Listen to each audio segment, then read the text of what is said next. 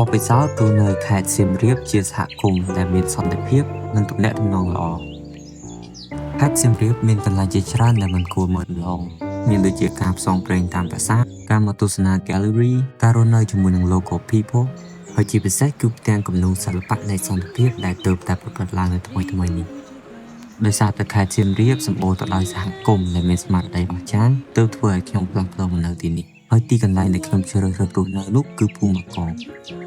ភូមិបាកងគឺជាសហគមន៍មួយដែលពោរពេញទៅដោយការភ្ជាប់ទំនាក់ទំនងជាកន្លែងដែលមានការមើលថែនិងយកចិត្តទុកដាក់កន្លែងដើរថ្មើរជើងជាកន្លែងភ្ជាប់ទំនាក់ទំនងបានយ៉ាងល្អបង្កើតមិត្តភ័ក្តិថ្មីៗជាសហគមន៍ដែលបង្កើតការចងចាំល្អៗជាមួយគ្នាដែលធ្វើឲ្យភូមិបាកងមិនមែនត្រឹមតែជាផ្ទះទេគឺជាសហគមន៍ដែលមានអារម្មណ៍ថាជាគ្រួសារតែមួយហើយខេត្តសៀមរាបមិនត្រឹមតែជាកន្លែងដែលមានសន្តិភាពប៉ុណ្ណោះទេសៀមរាបគឺជាកន្លែងផ្សារភ្ជាប់ទំនាក់ទំនងយ៉ាងអស្ចារ្យ